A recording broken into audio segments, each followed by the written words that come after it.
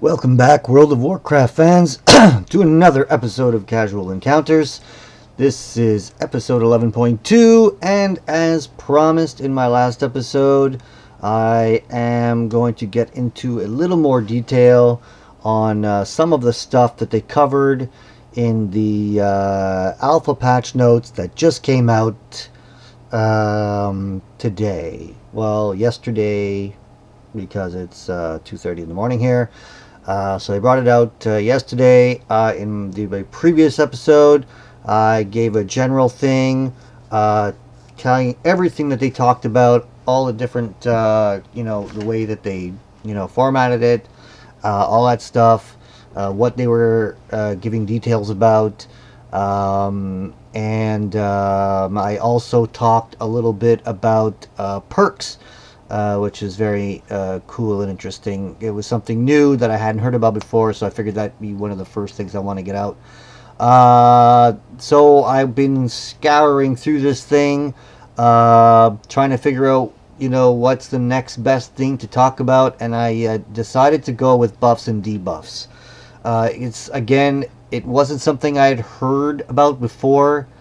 There's been a lot of information that came out in the past, some general topics, with some philosophies, buffs and debuffs. I don't recall hearing much about it, so I figure I'll start with that, since for me it's probably the most newsworthy thing in a way.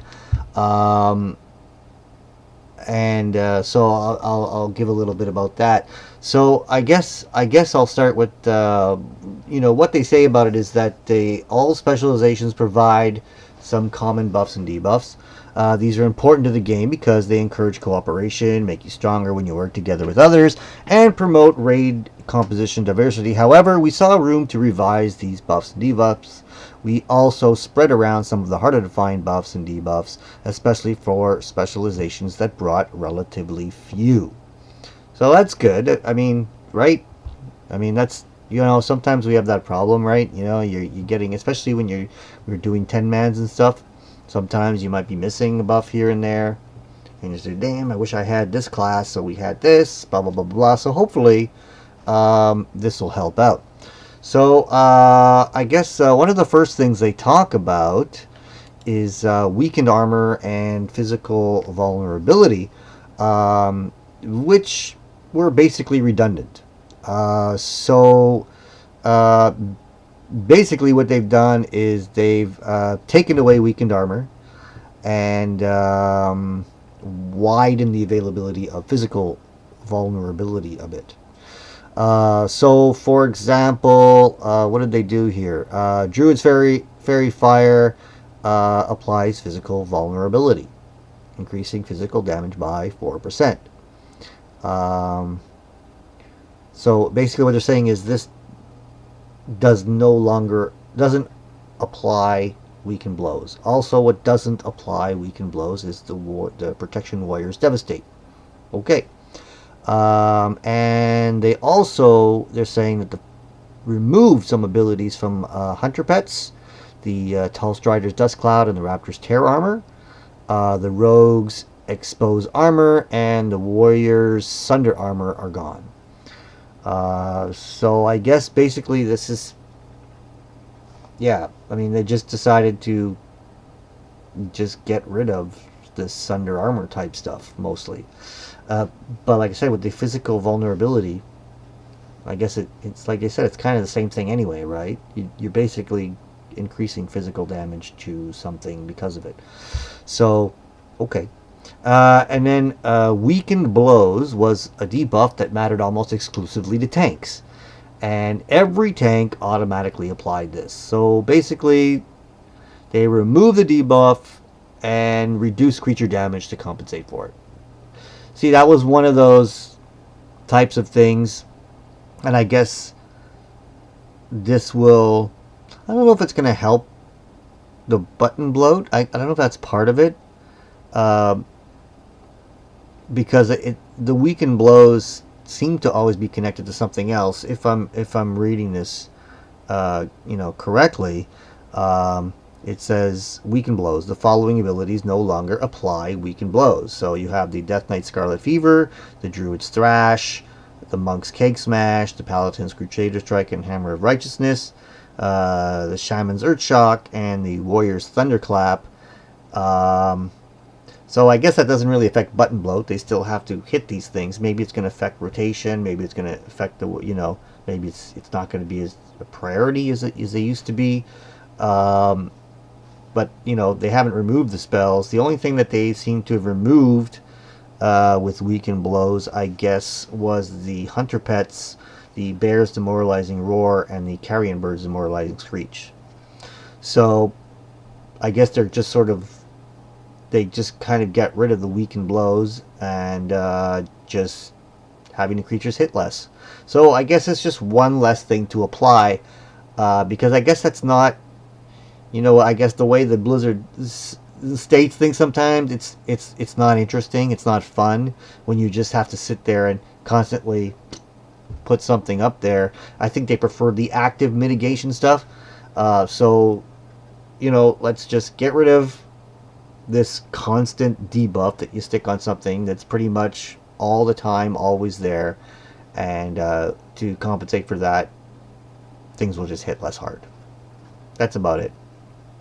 Even though, from what I've heard with the health increases, they'll be hitting harder to compensate for that. So, whatever. It's all math. It's really not going to make a difference as far as I could tell. It's just not going to matter. It's just one of those abilities that you just, if you, not putting it up is just bad. So if it's something you always have, it's not a cooldown, it's not an actual ability that you hit sometimes or whatever, just something that's there all the time, it's boring, get rid of it. So that's basically what they did for that.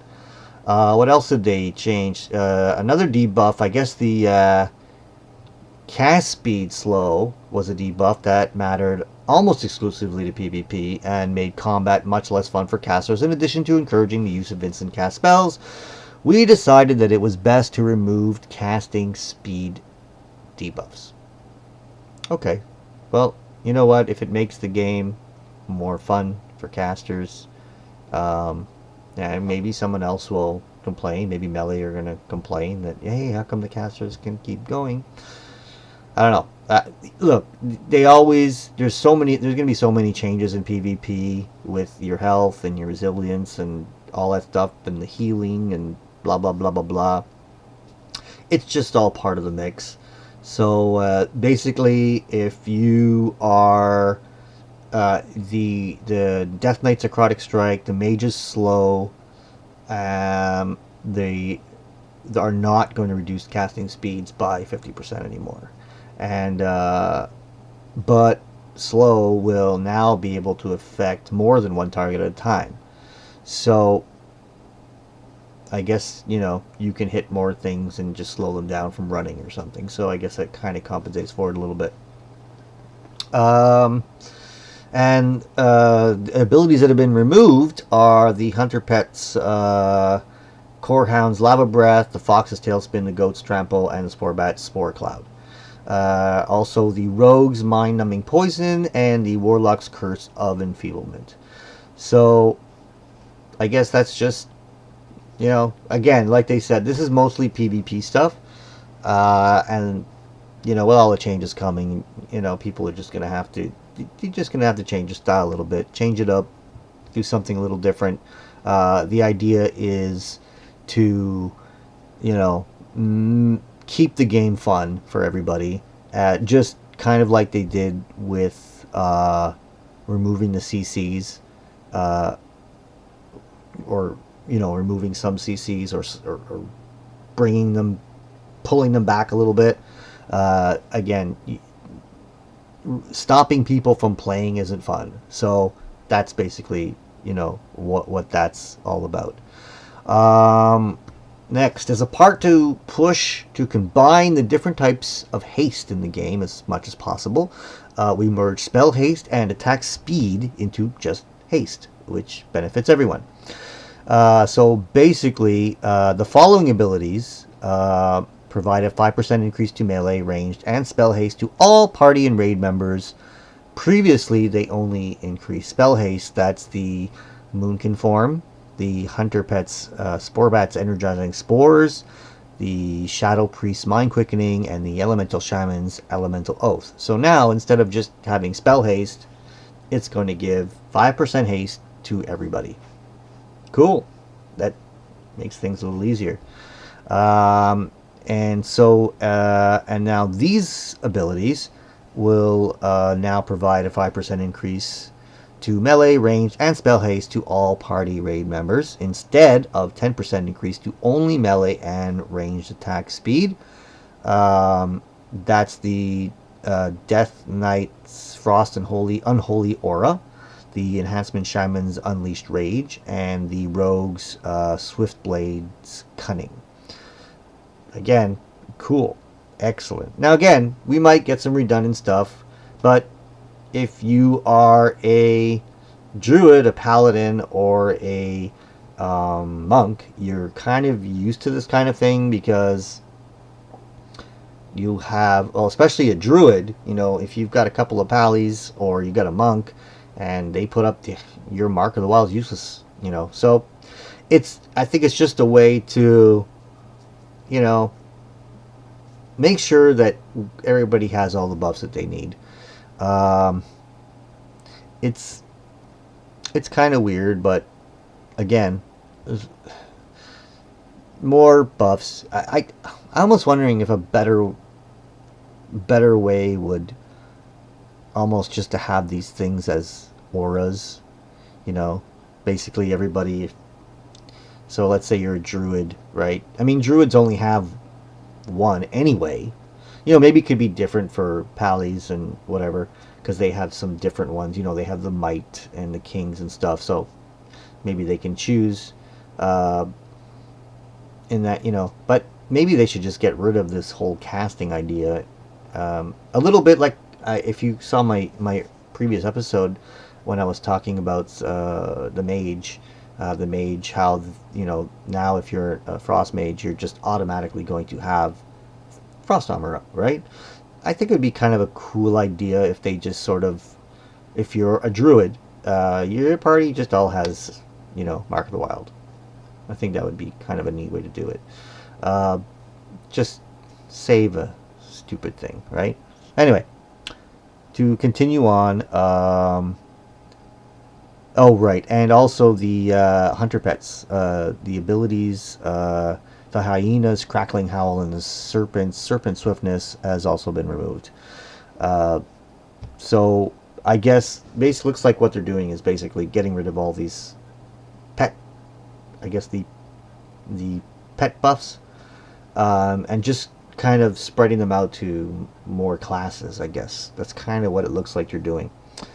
What others did they do with the buffs? So the Blood Death Knights receive a new passive ability at level 80 called Power of the Grave. The Power of the Grave grants a bonus to mastery to all party and raid members. Cool. The Brewmaster Monks now also learn Legacy of the White Tiger, granting 5% increased critical strike chance to all party raid members. Cool. Cool. I think the mages had that one before. Yeah. So now, if you don't have a mage, but you have a monk, you're good. So now I guess,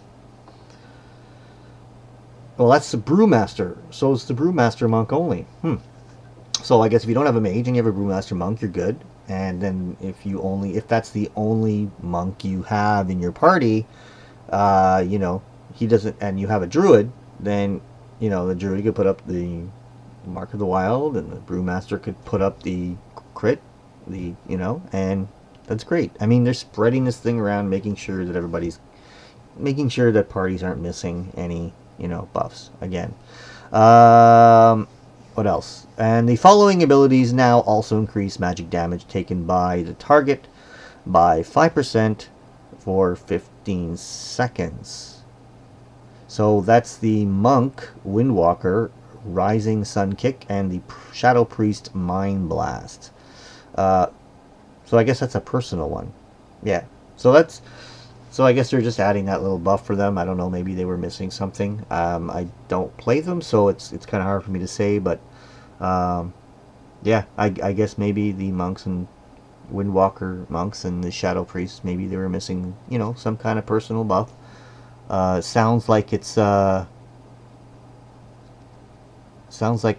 something added to an ability, so that's kind of cool. So I guess it's sort of a passive thing. You get this extra little buff when you use your Rising Sun Kick or your Mind Blast. Cool.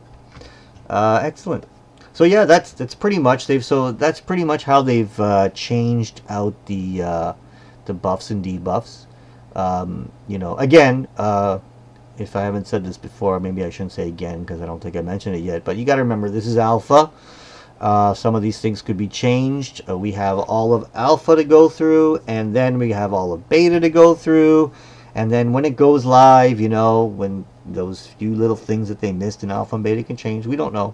This is, you know, I talked about a lot of changes in my last episode, and in this one, for the buffs and debuffs, and in my episodes to come, I'll be talking about some more stuff. I'm going to go through this some more and, you know, see what's the most interesting. And again, like I said, all this stuff is, you know, you can't take it like it's, you know, set in stone, because it seems like we're still pretty far off from actually seeing this stuff on live servers. So yeah, so cool. That's buffs and debuffs. So please keep watching. Keep an eye out for some more videos of mine. For more news, more in-depth, you know, parts of this big patch note they put out. So, and you know, subscribe please, if you that way you'll know when the next one's coming out. And leave comments, man. Tell me what you think about all this. You know, I think it's you know, it's good to let people know what you think, you know, and then we can talk about it. And you know, talk is good. Talk is good. Leads to change if it's good, you know, not unless you're just complaining, then it's not that good.